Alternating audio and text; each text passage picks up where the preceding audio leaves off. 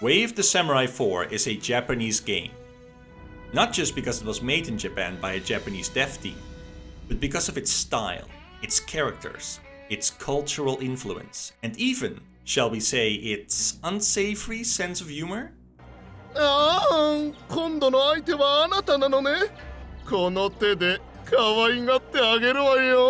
Yes, this game is incredibly Japanese. And it is also an RPG. In this game, you can make whatever character you want. You can react to people in different ways. You can choose your fighting style, join different factions. You can be a cop, a nationalist, a colonialist sympathizer. You can even be a huge pervert.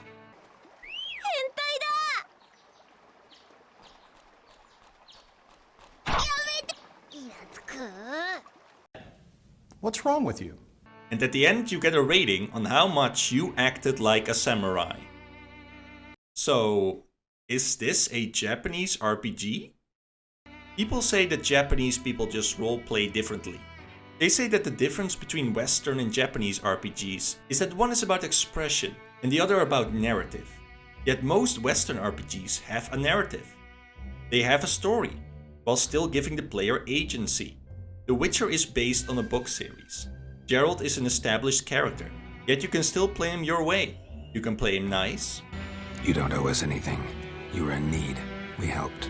You can play him mean. Get the hell out. Now. You can make him abuse his powers. I think you'll swing me a discount just because. Yet he is still a set character. Naoki Yoshida has recently stirred up turmoil because he believes that people should stop using the term JRPG. That his game Final Fantasy XVI should be treated like it is no different to any other RPG. But if he wants these games to be treated the same, why doesn't he take the initiative to make his games more similar to Western RPGs? In Final Fantasy XVI, your character is being discriminated against for being a bearer in the same way Geralt is for being a witcher. Yet when you are being abused by the townspeople after just doing a quest for them, can you tell them to fuck off? Can you punch them in the face? Way of the Samurai 4 makes that effort, gives people choices, while still being one of the most Japanese games I've ever seen. Adding agency did not make it Western, which raises a very uncomfortable question. Do Japanese people not like choice? Do they not like agency? Do they not want to change the fate of the story? Not everyone likes platforming. Not everyone likes shooters. Not everyone likes puzzles, and not everyone likes role-playing. But that depends on your personality, not on your race. People criticize the term Japanese RPG for being discriminatory, not realizing that that term was created as a compromise. Whether you like both, prefer one or hate the other, I think most can agree that these two kinds of games are not the same. Are we crazy for thinking these games are this similar? Or are we just being gaslit? I'm willing to bet that the people who would defend the term the most would be the big JRPG fans. That term was chosen and protected out of love for these games, to explain an obvious contradiction. Two things cannot be the same while still being different. Something has to budge. Right now, JRPG fans are scrambling to come up with a different term. A term that still calls these games RPGs, does not use the word Japanese while still recognizing their differences. And they won't find it. But I did. And they're not going to like it. Well, that was a serious opening. But hey, at least you're excited now, right? Well, hang on to the excitement, because we still got a lot of video left before we get to the ultimate answer you're looking for. Now, I wish I didn't have to do this, but in order to understand this mess, we're going to have to go back. And not just back to Dungeons & Dragons. Oh no. But back to the game that inspired it. A game called Chainmail. Wow. Strange game. The only winning mood is not to play. Before Gary Gygax and Jeff Perrin made Dungeons & Dragons, they made Chainmail. Chainmail is a war game, which is to say that it's a game where you play out wars on a big table with miniatures and your goal is to beat your opponent. Even though Chainmail is called a war game, that is not really its genre. Yes, you are playing out wars, but mechanically these are turn-based games of strategy and tactics. It's basically chess, but with more complexity. How about a nice game of chess. The creators even say so themselves in the game's introduction. Notice how chess is referred to as being so abstracted that it's barely recognizable as a war game? Sure, these are games about war. That is their aesthetic. But mechanically, these games are turn-based tactical strategy games, with chess being a more abstract version of that. If you want a better idea of how Chainmail plays, watch that Board Games episode Battle Masters. It kinda plays like that and is about as complex. Note, no battlefield feature except for the tower is damaged in any way by an explosion tile, see page 19. Yeah, for more Mighty Cannon details, see Cannon Misfire on page 18. Needless to say, you need to be a pretty big nerd to play a game like that, which is what Gary Gygax and Jeff Barron were. And you know what nerds like besides playing overly complex war simulation games? Lord of the Rings. Which is why Gary and Jeff ended up adding a fantasy supplement into the game, which, no kidding, added races, monsters and weapons straight out of the Lord of the Rings novels, like hobbits, elves, ents, Nazgul and even Balrogs into the game. They even encourage you to play out specific battles straight from the books. And this makes complete sense. The Lord of the Rings novels are full of epic battles between vast armies. So why not use a war game to play those out? Recreate and relive them indefinitely, but with the added uncertainty of not knowing the outcome. However, that's not the only thing the Lord of the Rings novels were about, were they? Really, they were mostly about a small group of heroes of different races and skills teaming up to go on an epic quest, explore dungeons, fight enemies, and a grand adventure that spanned their entire world. And that was the fantasy that was missing from Chainmail. After all, the characters in Chainmail were just nobodies. They didn't have names or backstories. Even if they did, they didn't matter. Sure, the armies might have had reasons to fight, but in the end it was just a battle. And when the battle was won, that was it. Everything would simply reset for the next one. And so Gary Gygax thought to himself, what if there was a game where you could go on a grand adventure with your friends, just like in the Lord of the Rings novels? One where each individual character was controlled by one of your friends, and they had their own personality and backstory, and they acted and made decisions based on those character traits. An adventure that wouldn't end after just one dungeon, but would keep going after, where your characters would grow and change based on the experiences they had. And that was the motivation behind the creation of Dungeons & Dragons. However, creating D&D wasn't as easy as simply swinging a wand around. Gary Gygax didn't pull the entire rule set to D&D from his ass. Instead, he used the rules of Chainmail and its fantasy supplement as the groundwork for the first edition of D&D, to the point that the first edition couldn't be played without also owning Chainmail. Fun fact! Did you know that the spell Magic Missile not only originated in Chainmail, but also wasn't a spell, but a classification for a kind of missile attack? See, in Chainmail, any kind of projectile your armies could fire, like arrows or stones, were known as missile attacks, and would play out in their own stage in combat. One of these troops that could throw missile attacks were the wizards, which could throw either a fireball or a lightning bolt, and were referred to as magic missile attacks, which means that throwing out any kind of ranged magic attack technically counts as throwing a magic missile. Anyway, now that we know the history behind the creation of D&D, we have to answer the question, where did the role-playing come in? What character you want to be? I want to play the Warlock. Great choice, Adam. There's a great deal of confusion in gaming circles about what actually constitutes role-playing. The main rule is that as long as you put in the effort, it is possible to roleplay in any game. Alright, so, your first day on the job here at Edwards Construction. You gotta be careful. Told you to be careful. Gary Gygax and Jeff Barron would often pretend that the units in Chainmail had personalities and would have them interact with each other. But the actual game did not have any rules to govern how those interactions played out. There was a basic alignment chart to designate which army each unit would fight in, but that was it. Dungeons & Dragons was designed to focus on the character interactions, and so there are a lot more rules involving them. The alignment chart, spells like Detect Good and Protection from Evil, as well as charisma-based skill checks like Persuasion, Bluff and Intimidation are all used to help players get into character and actually roleplay. This is why Dungeons & Dragons is a role-playing game and Chainmail isn't. As I have explained in previous videos, video games have multiple genres. D&D may have taken the turn-based tactical strategy combat mechanics from Chainmail, but all the other mechanics like the role-playing mechanics were all newly added and did not exist in Chainmail. This is also why simply playing D&D does not mean you're automatically role-playing. There are plenty of people, especially at the time, who would just play it as a pure dungeon crawler, or in a monster gauntlet style. Since mechanics like leveling up were completely new to people, they became the star of the show, which also explains why these mechanics became known as the role-playing elements.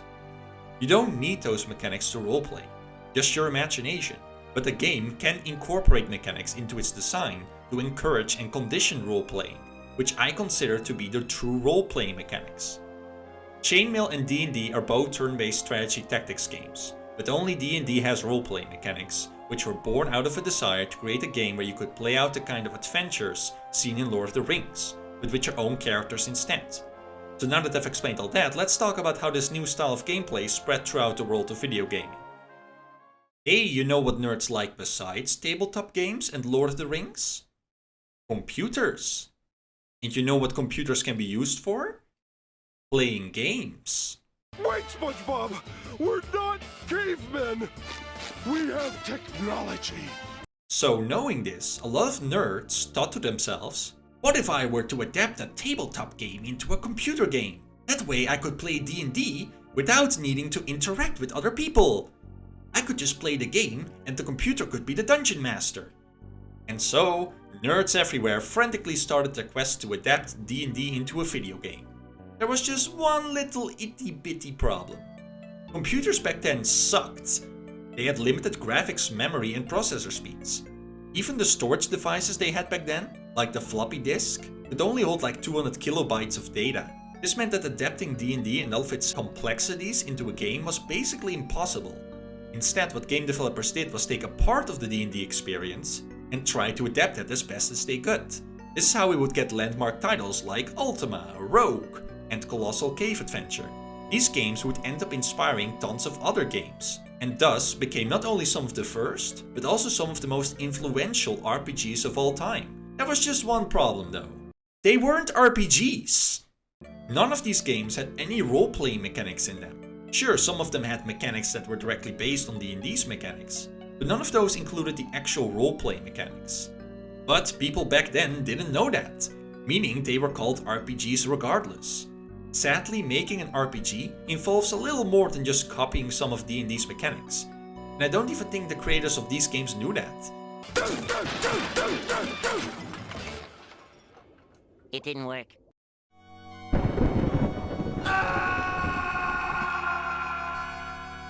I banish you to the world of Pagan. No one here knows of the Avatar. Ultima 1 was made by Richard Garriott and was the effective sequel to his first game, Akalabat. In this game you go exploring a big world, slaying monsters and doing a bunch of quests which involve doing things like rescuing princesses from prisons and driving a shuttle into space in order to destroy TIE fighters. Also a big part is delving into dungeons mimicking the dungeon crawling gameplay from Akalabat, later also seen in Wizardly and the like. But my point is that Ultima 1 doesn't have any role-playing mechanics in it. It has the turn-based combat mechanics and it has the adventuring, dungeon crawling and questing aspects of D&D, but there's no role-playing going on, as your character is just a nobody with nothing better to do but the quests the game has prepared for you with no other choice in the matter. Really, Ultima only became an RPG series with the release of Ultima 4. In this game, it is not the goal to defeat some kind of evil, but instead to become the Avatar, a symbol of hope. In order to do this, the player is tasked with raising all 8 virtues to the maximum by role-playing as a good person. So for example, if the player gives money to the poor, they raise their compassion. But if they run from combat, they lose valor. This could actually lead to dilemmas, as sometimes non-evil enemies would attack you. Killing these enemies would cause you to lose justice, but you can't run from them because that would decrease your valor, which meant you'd need to find a way to drive the enemies away without harming them. What's interesting is most role-playing games just let you roleplay as any character you want, while this game asks you to roleplay in a specific way and punishes you when you fail to do so, since the only way to beat the game is to become the Avatar, become the hero, which is why Ultima 4 is still rather unique even today. But hey, at least the Ultima series eventually had actual role-playing mechanics put in them, which is something I can't say for the other 2 games. First off, Colossal Cave Adventure is just a choose-your-own-adventure style text game. It may have been inspired by the interactive storytelling aspect of D&D, but a role-playing game, it is not. Finally, we have Rogue. I already did a whole video on what people call roguelikes, so watch that if you want to know what I think of those kinds of games. But Rogue is not an RPG. It is basically a very punishing dungeon crawler. This is what I meant when I said a lot of people would just play D&D as a dungeon crawler. Games like Rogue and Ultima are the result of that. No role-playing, just trying to get to the end of the dungeon while killing monsters, collecting treasure and leveling up. Your character? Unimportant. In my last video, the one on game-like genres, I put in some information which was originally going to be expanded on here. If you want the full info, you'll have to watch that video. But to summarize really quickly, the way people talk about RPGs is very similar to the way people talk about roguelike and Metroidvanias. In that if a game has mechanics in common with another game, those games have the same genre. In that sense, an RPG is basically a stand-in term for Dungeons and Dragons-like. If a game has mechanics that D&D has, like leveling up, classes and turn-based combat, then that game is an RPG. That's what people have come to think. But those are not role-playing mechanics. The alignment chart is an example of an RPG mechanic. Tracking the player's virtues is a role-playing mechanic. Tracking how much a player acts like a samurai is also one. Having different dialogue options with actual agency wouldn't hurt either. A really good example of a pure role-playing game is Disco Elysium. This game straight up has no combat mechanics. The entire game consists of choosing dialogue options, which slowly add up to change your character's personality over the course of the game. Really, the problem with even a lot of games that do have role-playing mechanics is that many people don't even interact with them. And that's fine. Especially since role-playing is pretty hard to adhere to. It takes a lot of conviction to stick to a set character. Many of these games have so many other mechanics going on that the role-playing becomes more of a suggestion. It also doesn't help that video games aren't that flexible compared to tabletop RPGs. Where your DM could dynamically react to your choices, a game is pretty set in its ways once it's released. Or maybe we just need more games to experiment. Games that just focus on delivering a pure roleplay experience. Games without combat, quests or classes. I know it's possible. I found this dating sim game called Hot Date, where you basically just roleplay like you're on a date. That's all you do. You just roleplay. More games like this, please. Do you believe in ghosts? Not only do I believe in it, I harbor a deep and complex loathing for it. Oh, me too. I agree with you. How could you not? If I were you, I'd agree with me too. Oh man. Whatever the case, it's clear that a game being called an RPG doesn't really mean anything. That so many games that have no role-playing in them are called RPGs has set role-playing game design back decades. We need more experimentation, and we need to change our terminology. This is now a Christmas video. So yeah, a big problem with this discussion is that a lot of people just don't know what role-playing is in the first place. Which would make it pretty difficult to tell what the difference is between Western and Japanese role-playing, wouldn't it? Yeah. You know, you see how much groundwork I just have to lay in order to make what I'm talking about understandable? And we're only at part 2.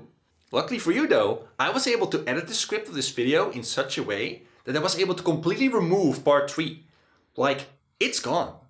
So we're moving straight into part 4.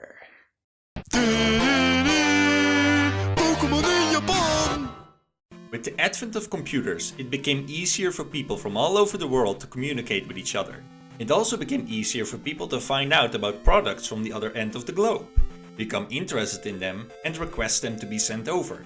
This exchange of products also included video games. Some of these games ended up becoming incredibly popular in Japan. The first among these were games like Wizardry and Ultima.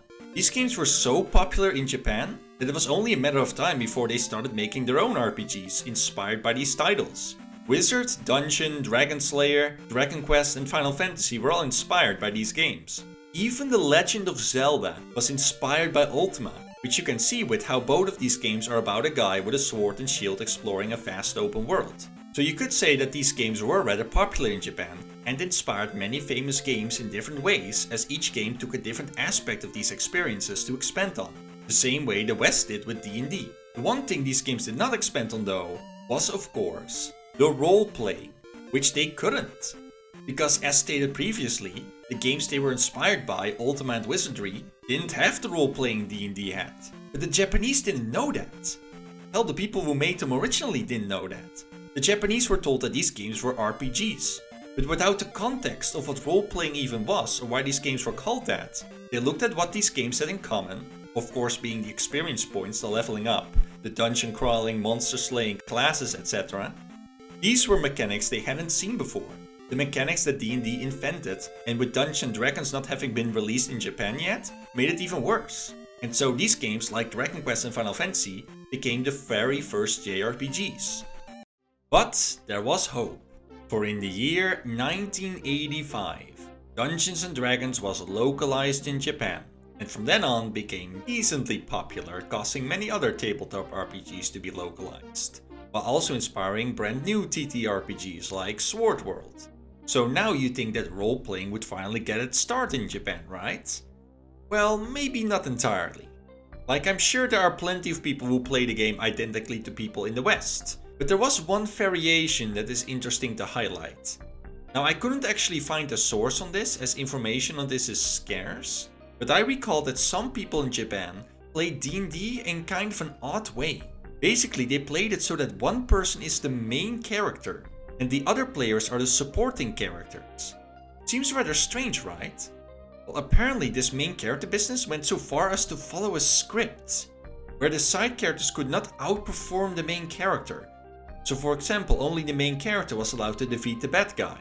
Simply put, this is not so much role-playing as it is reenactment. Clearly inspired by anime, what most likely happened was that people presumed these TTRPGs would be similar to the JRPGs they played on their consoles, and so they simply played them like they played those. Now, I'm not going to claim this is an illegitimate way to play. You can play D&D however you want. But it's still kind of weird to let just one player live out their power fantasy while the other players just exist to further facilitate it. Because the idea of D&D is that the party is kind of an ensemble cast, where each player is the hero of their own story, and they all have the opportunity to perform main character actions like killing the big bads or sacrificing themselves to save their friends. Even in The Lord of the Rings, Frodo is the main character, but that doesn't make characters like Sam, Gandalf and Aragorn any less important. What this phenomenon does illustrate is how a lot of people play video games for the purpose of experiencing a power fantasy. To feel important, to have all other characters be lesser than you is a big part of what draws people to video games. Because to control the character that the story is about makes you feel like you are the one the story is about. And in that way you could see how people would confuse that with role-playing. The problem though is that the power fantasy experience isn't so much innate to role-playing or video games, but more so innate to the culture of anime. Most anime have main characters who you're supposed to want to be. Whether they have superpowers, get taken away by some magical girl to some magic world, have a bunch of girlfriends who all like them who they get to pick from, or some combination of those. This also means that a lot of JRPGs center around this fantasy. Like, why is it that so many games with set main characters give the player a choice between which girl they want to be with? These characters have set personalities, shouldn't there be a canon answer to which girl they want to date? Well, no, whether it's Cloud choosing between Tifa and Aerith, Rex choosing between Pyra or Mitra, or even Geralt choosing between Triss or Jennifer, the choice is left not to the characters in the story, but to the player, because the player is supposed to put themselves in the character's position and ask which girl they would prefer to be with. And this isn't because these are video games and interactivity is the point. This same phenomenon happens in anime and other escapist kinds of stories. This really goes to show how much role-playing has been misunderstood, and it also shows how much anime culture has shaped the Japanese gaming landscape. However, it also explains another phenomenon that you may have heard of. That of the Weep Joins Your D&D Group RPG horror story. Now there are tons of these stories out there, in Reddit posts, YouTube videos and YouTube videos based on Reddit posts. Whether they are all true, no one can say, but this is still a very common phenomenon. It makes you wonder why these people even bother playing D&D when acting out anime is not the intended purpose of the game. But that's just it. They act like that because they think that playing like that is the way to roleplay. That roleplaying is all about living out their anime power fantasies. When you only play JRPGs, your view on roleplaying is going to be shaped by them heavily.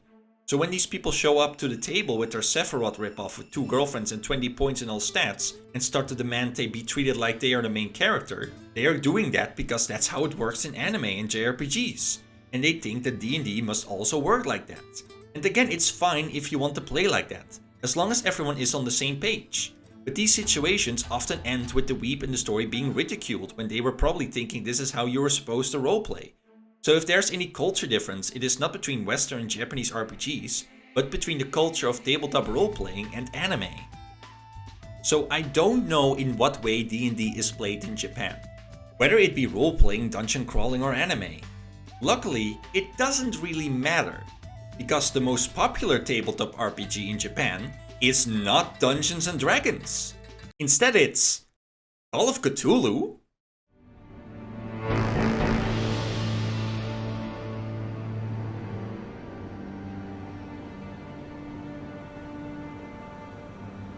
What a horror!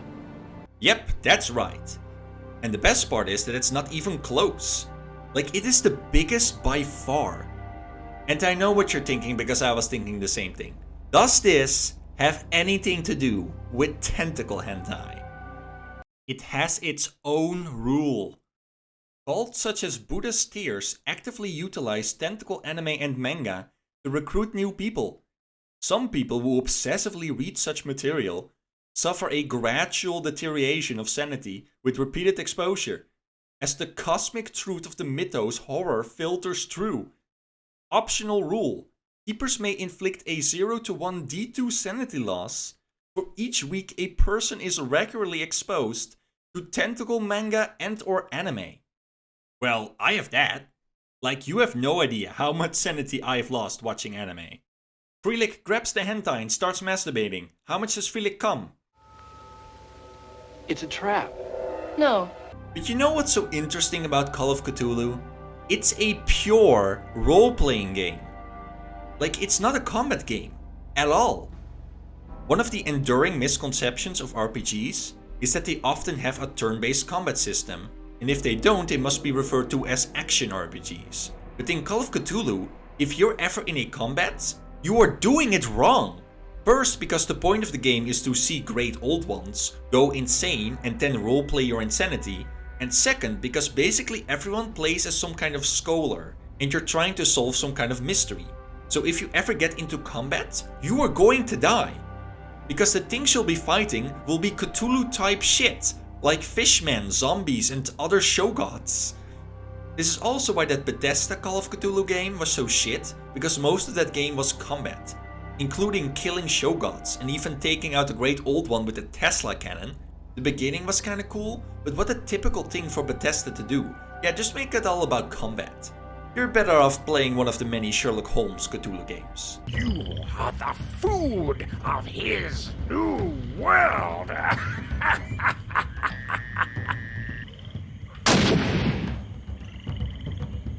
I've got it, Holmes!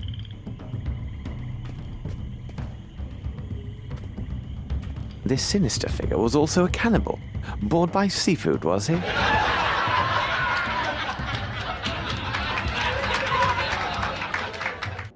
Nice lemons. But wait, you know what this means? This means the Japanese people do know what role-playing is.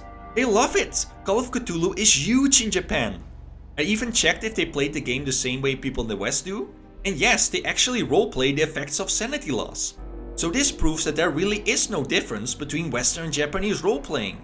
Just confusion about what role-playing is, which they share with pretty much everyone else in the world. As we have established, most Westerners don't know what it is either. This completely destroys the argument that the Japanese roleplay differently. Meaning there is no excuse for games like these to not have role-playing. So now that we have established that these games are not RPGs, we just have to find out what kinds of games these actually are.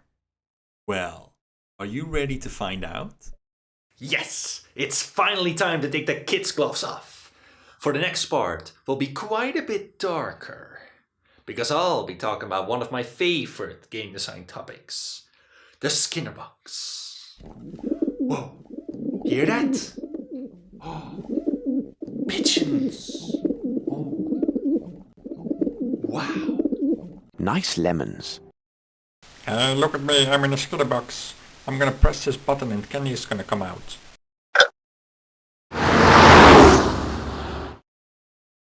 Well, that sucked. That wasn't candy at all.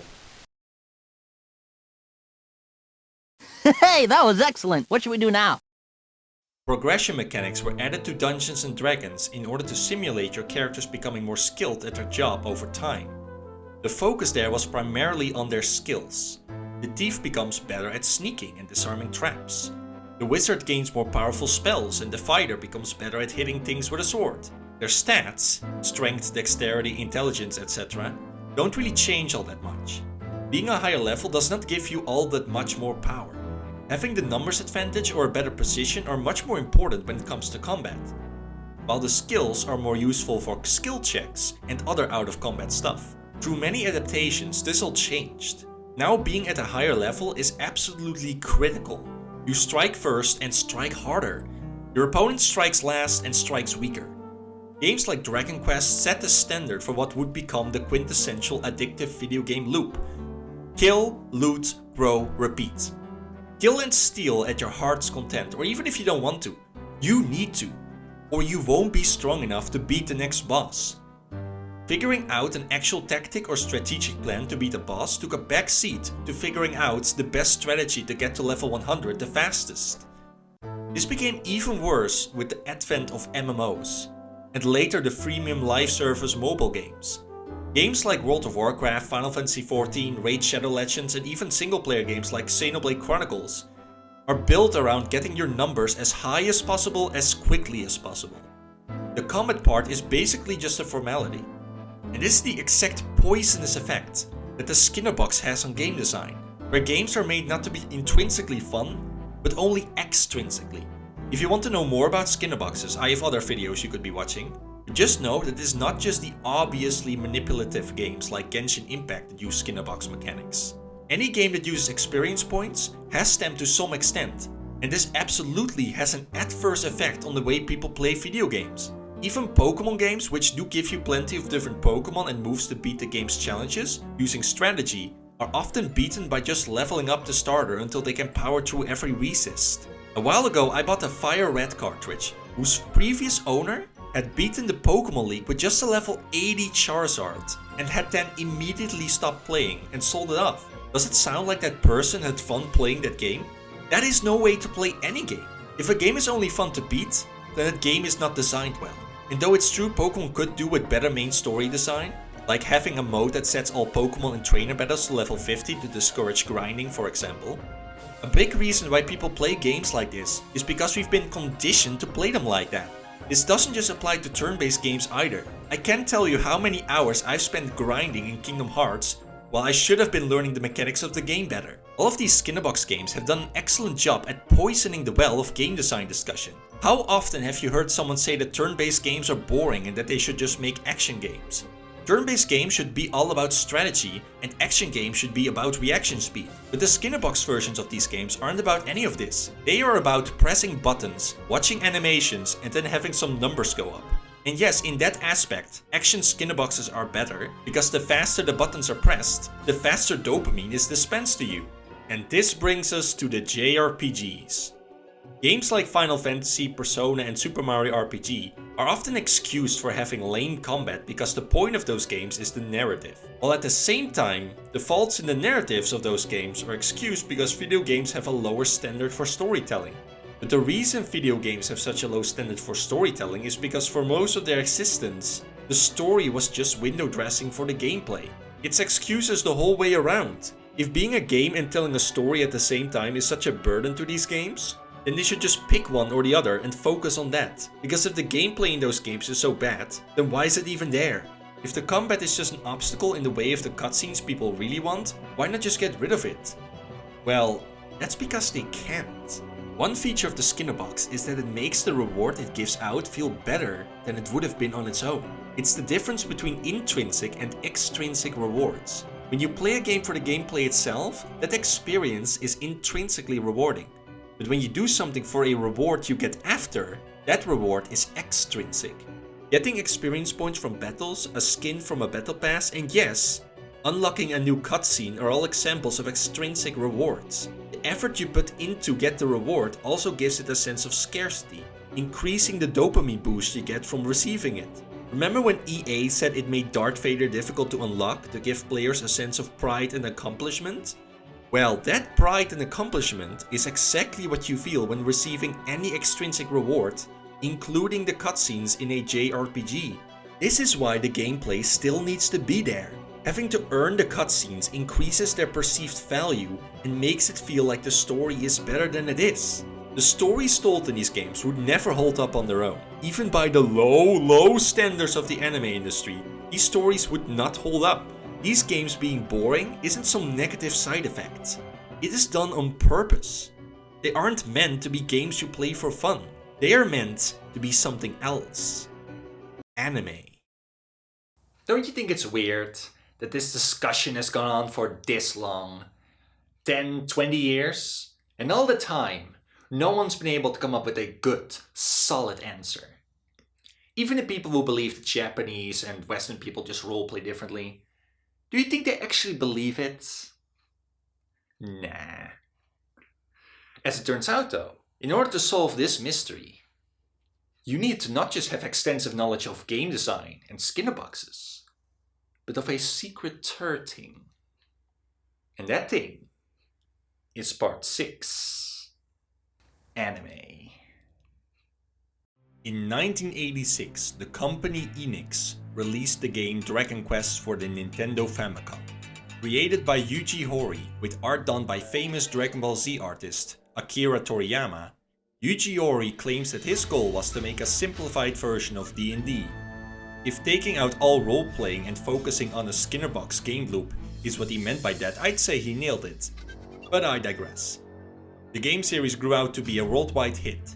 But did you know that actually wasn't Yuji Horii's idea to make the game in the first place? Hell, it wasn't even his idea to ask Toriyama to do the art. No, the brain behind this game was someone very different and very unexpected. Allow me to introduce to you the real creator of Dragon Quest. Shani! Shani! お太郎様のおなーり!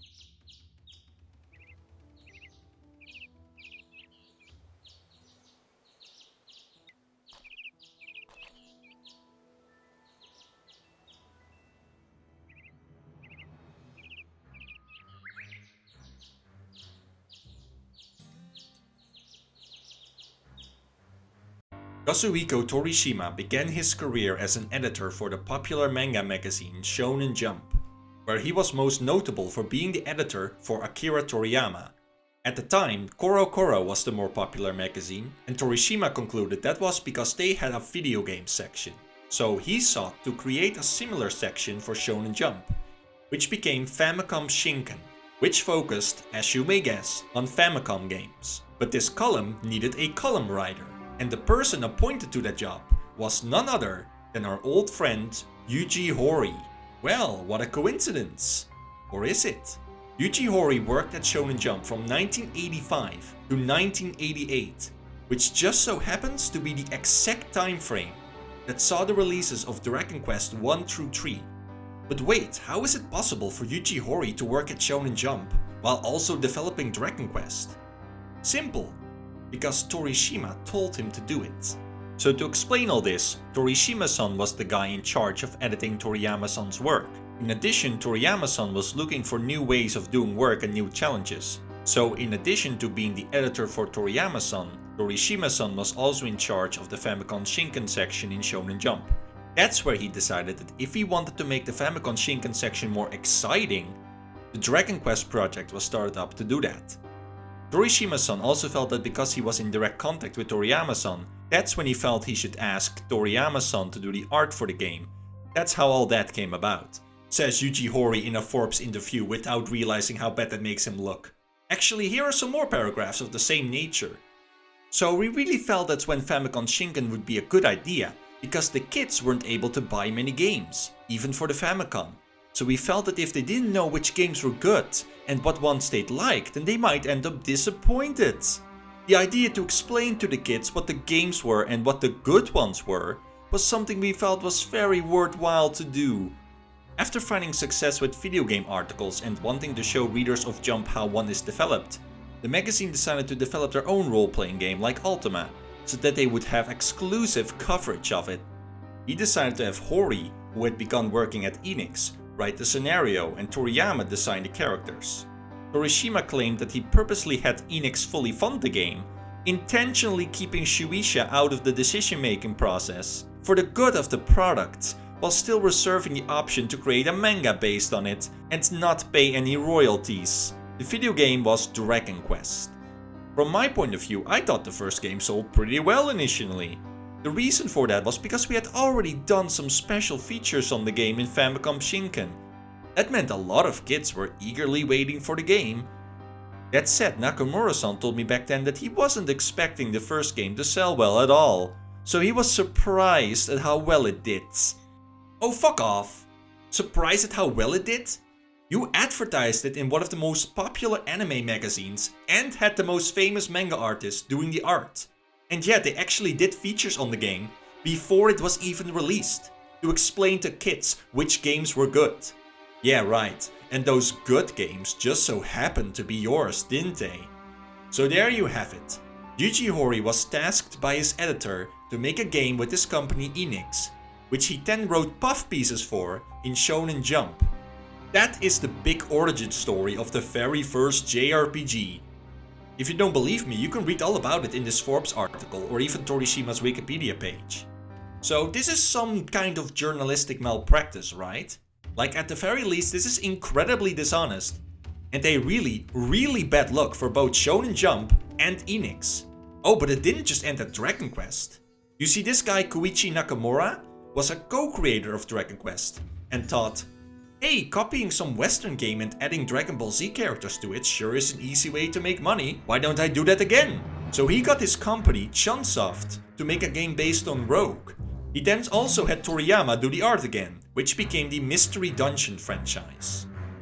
So I don't know where else to put this, but the company that made Mystery Dungeon, Chunsoft, ended up having to merge with its sister company Spike, becoming Spike Chunsoft. And this company just so happens to be the publisher of Wave the Samurai 4. Wave the Samurai 4 was developed by Acquire, who had this ninja action stealth game series on PS1 called Tenshu, which they somehow ended up losing the license for to From Software. So they just made a new ninja action stealth series called Wave the Ninja, using the same engine as Wave the Samurai. Also, they apparently co-developed Octopath Traveler 1 and 2 with Square Enix? Geez, small country that Japan. なんだと貴様らは日本を愚弄する気か我が日本国は天地の別れしい時よりそこうるさいですよすまんちょっと小さすぎるような気がして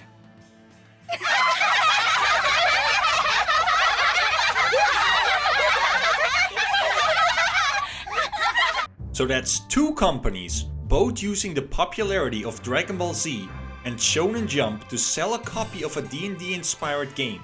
Oh wait, did I say two companies? I meant three. Because Square also decided to join in with Chrono Trigger, which just so happened to also have Akira Toriyama do the art. Are you starting to see a pattern? But maybe that's just a coincidence, right? Right?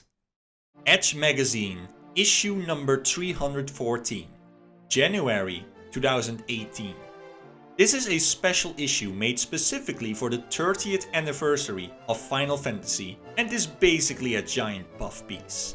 But on page 68, on the development of Final Fantasy IV, it says, that changed with Final Fantasy IV and the Super Famicom.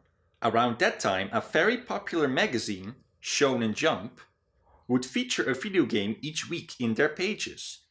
I became obsessed with getting a Final Fantasy game into that slot, especially because Dragon Quest had monopolized the space.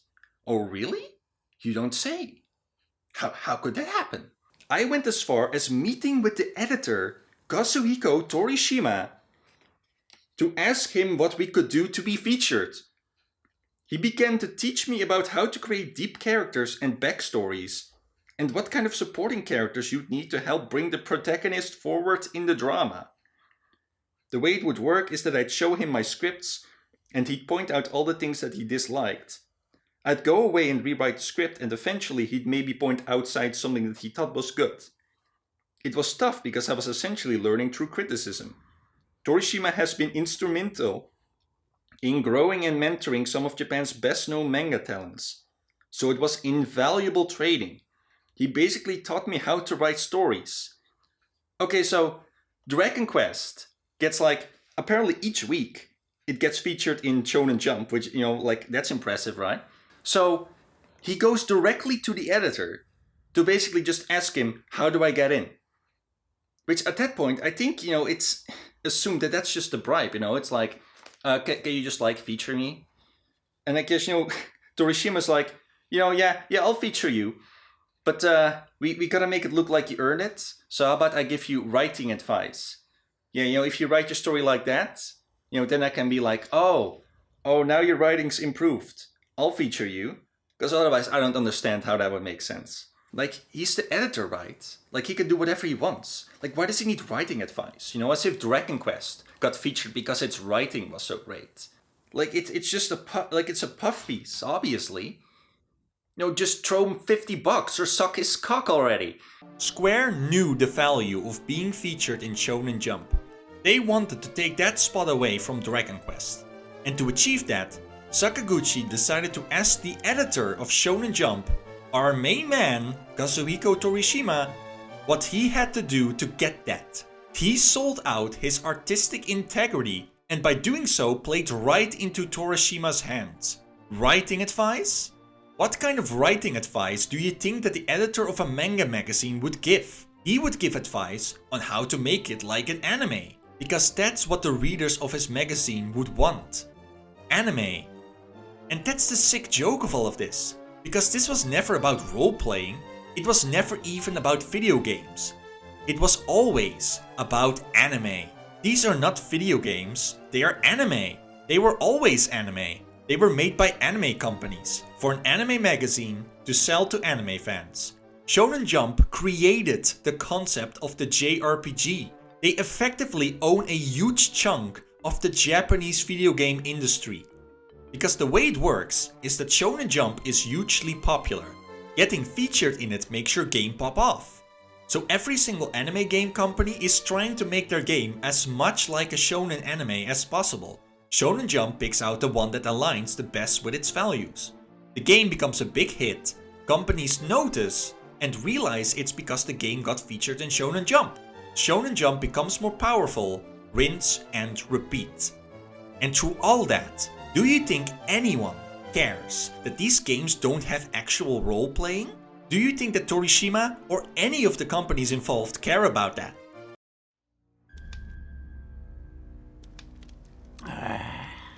お父様、ご苦労様でした。やはり日本人は鍋ですね。鍋をつつきながら飲む酒こそ贅沢の極み。ああ、うまい。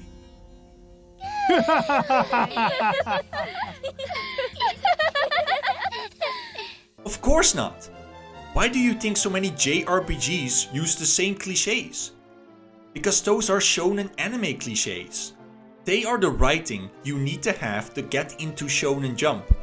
And if you think for a second that companies like Square and Enix care that they are just tools of the anime industry, let me inform you that before they made Final Fantasy and Dragon Quest, these companies were already making anime. Oh, what's this? Is this the visual novel database? Yes, it is. Look, here's all the visual novels that Square has ever made. And this is a pretty interesting one. This one's actually made in cooperation with Nintendo.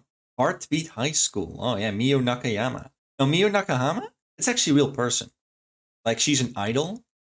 Like, she was used, of course, to promote the game. This is a game where the whole idea is that the fantasy of being able to date this idol. The game begins with your character, whose family has just moved to the area, entering his new school for the first time. After class, you accidentally run into a conservative-looking girl wearing glasses. She introduced herself as Mizuho, but you can't help but notice her striking resemblance to your dream pop idol Cher. I mean Mio, of course. Of course, is that supposed to be a joke? Like, whoever wrote this, like, oh, Cher, let's make a Cher joke. Yeah, it's also fun, like, how they have all these tags. Like, only a single heroine, idol heroine, You know, like, and then they got like second person narrative.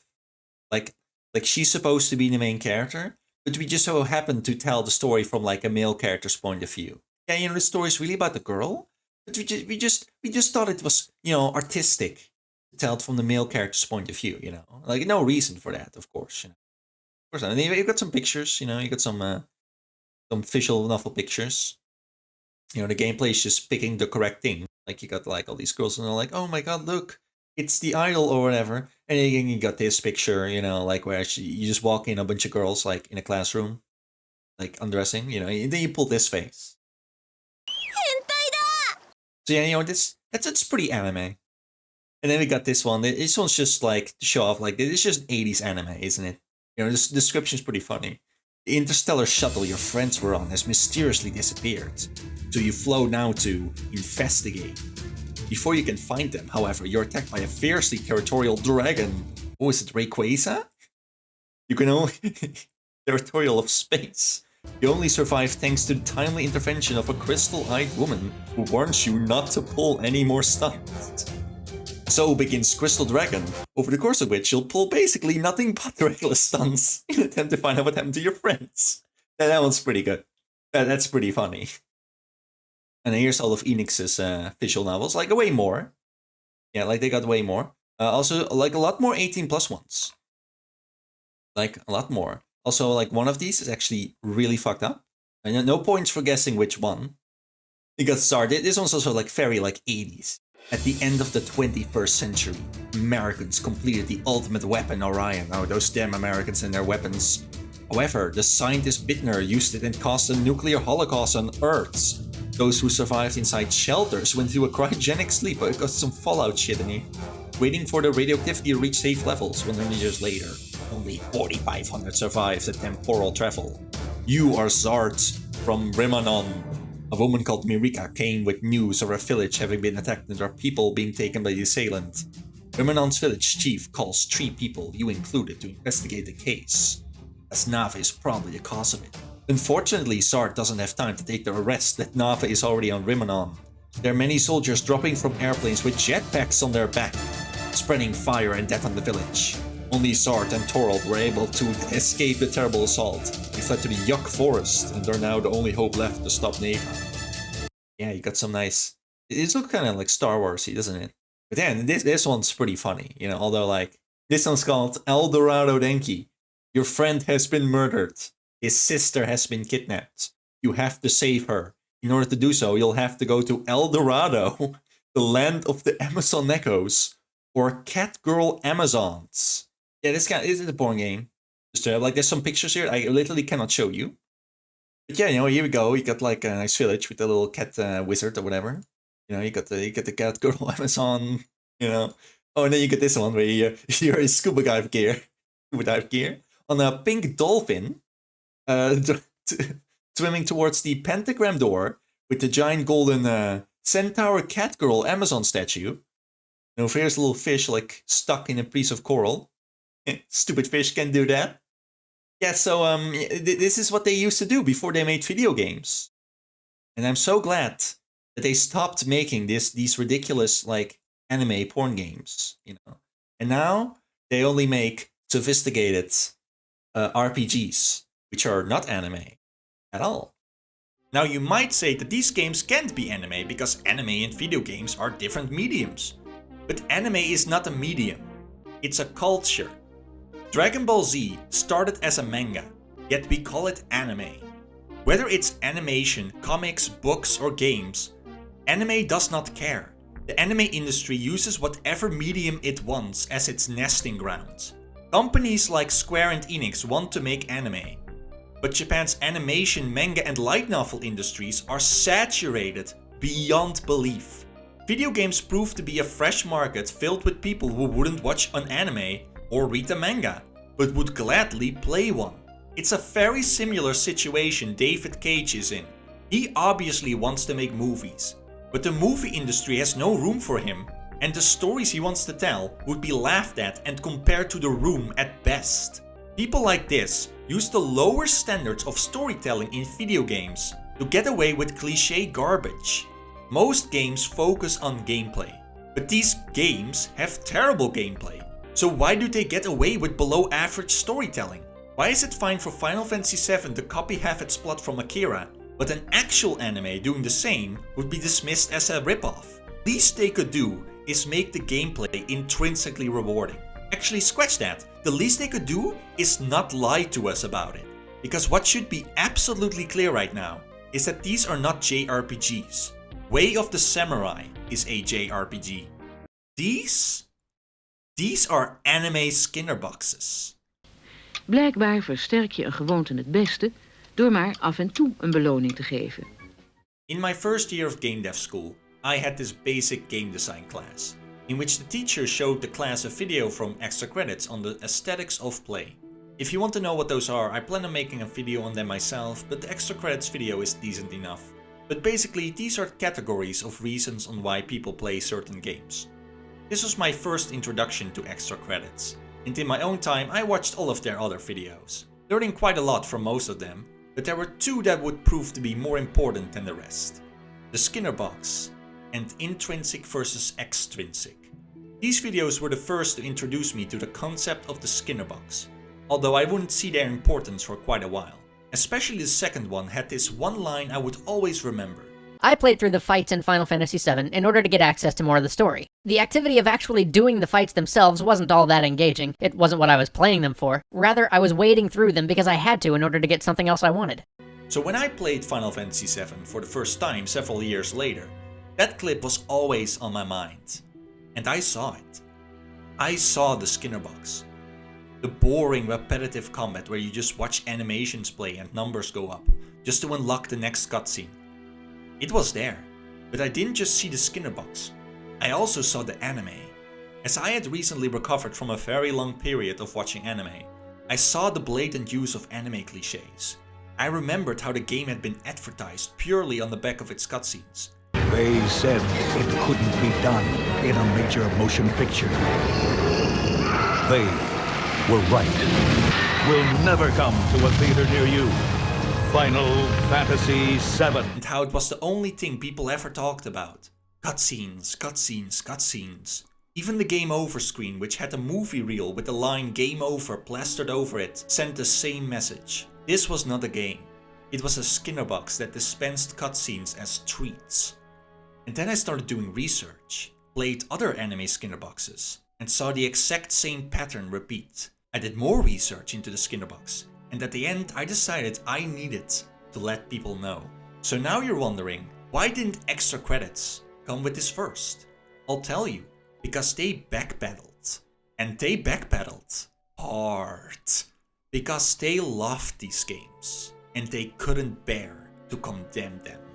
Just look at what Dan says in the intrinsic-extrinsic video.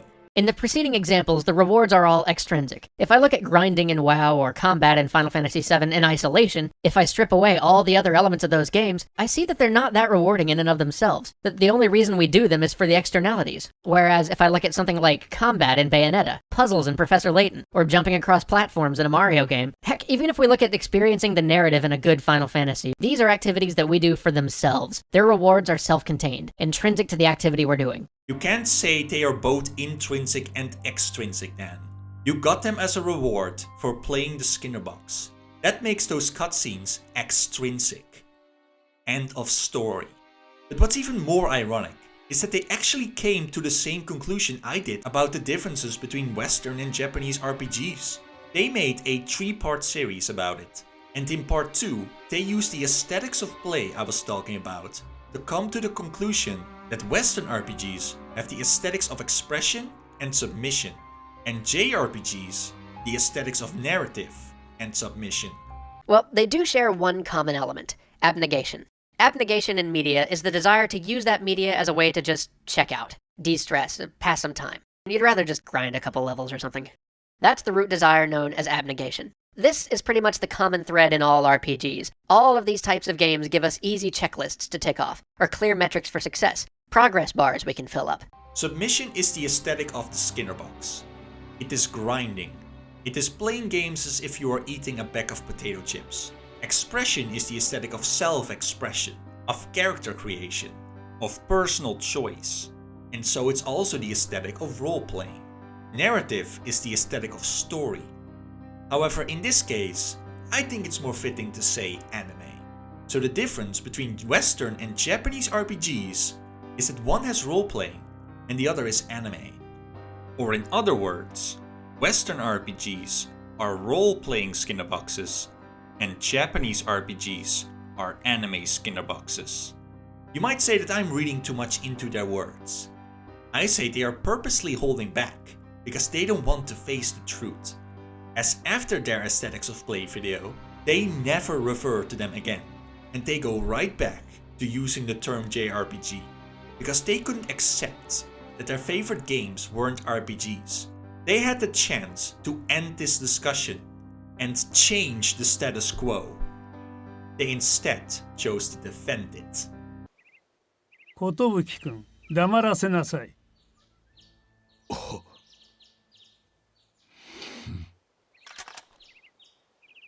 突撃！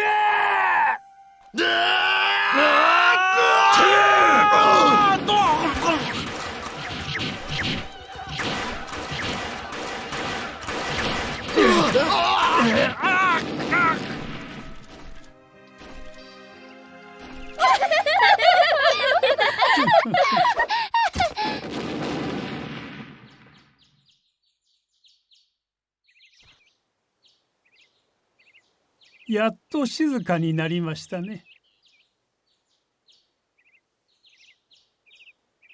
ん？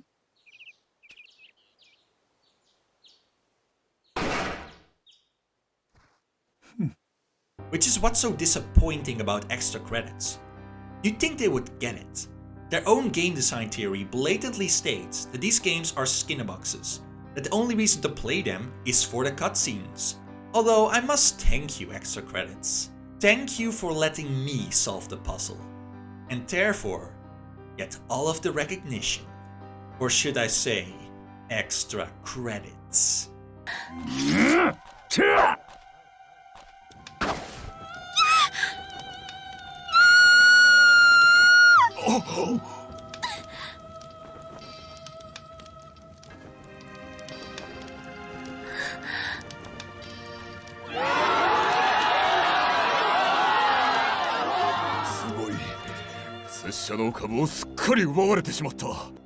If you ask someone what role-playing is, there is a good chance that they'll say that role-playing is about experience points and leveling up. When you compare Western and Japanese RPGs, it is easy to think that, as it is the one thing they have in common. But since they were still very different, the myth became that there was a difference in role-playing between cultures. When what was actually going on was that JRPGs had no role-playing at all. And because of that, companies like Square Enix and Shonen Jump were able to sell us anime skinner boxes while telling us we were role-playing. For decades, these companies have turned us against each other, made us have endless debates about genre definitions. And in all that time, did they ever come up with a solution? No. Just don't think about it, they said. While anime skinnerbox fans went through the dust for that. But no more. It's time we put our sights on the real villains. The corporations that benefit from our infighting. The anime industry. これで静かになります。皆さんのおかげです。礼を言いますよ。外国人が襲われたら、すべて上位の仕業と思う。とんだ早とちりでしたね。マリン組に伯爵を襲わせたのですね。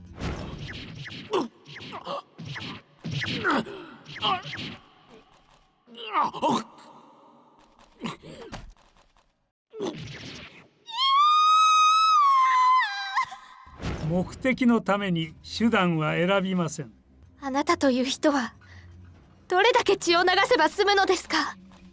あいにく私はその血を見るのが大好きなのです。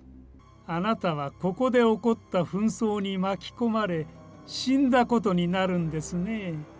伯爵と同じようにお気の毒に。 This cannot continue. This discussion needs to end. The status quo must be changed. I have waited so long for someone else to fix this. But now I see that I must be the one to do it. If this is the role I need to play, then so be it. I am the super awesome Arpong, and I am the mold breaker. This lie has gone on for long enough. It is time to end this.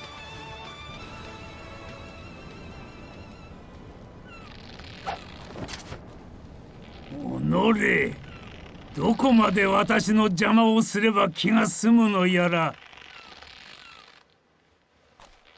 だが、その執念だけは認めよう。褒めてあげますよ。さあ、来なさい。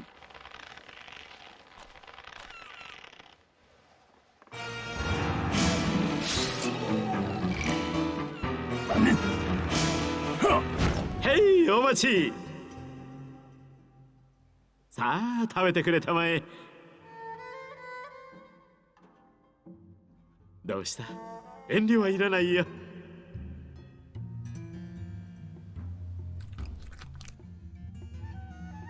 どうだい、お味は。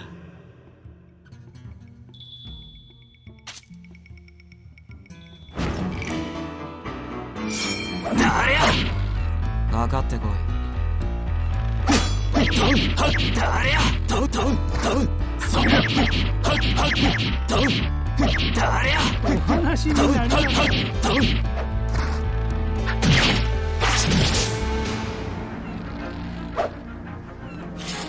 さらば。バカな、この私が。まだだ。まだまだ。倒れるわけにはいかんのだ。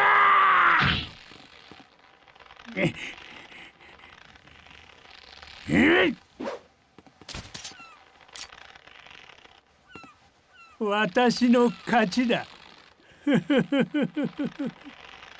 上は将軍をいただく秩序と規律の体制を守ったのです。私の名は永遠に残ることでしょう。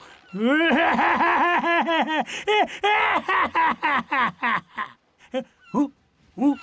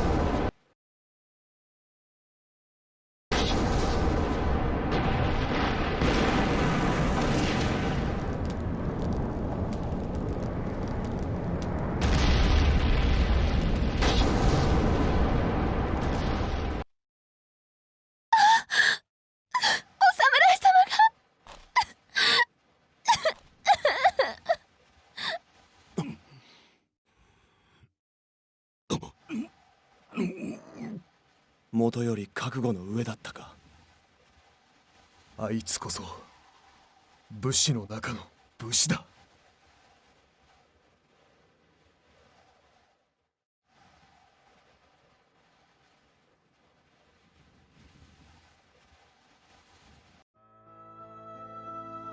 And so, the super awesome Arpong used his knowledge of game design, psychology and anime to expose the truth behind the Western versus Japanese RPG discussion.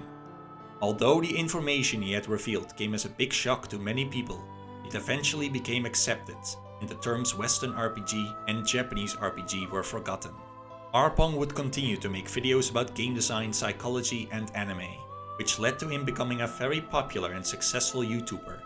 And thus many of his viewers would like, subscribe, become patrons and share the video. But seriously though, please like, subscribe and share, it actually helps a lot. See you next time, bye!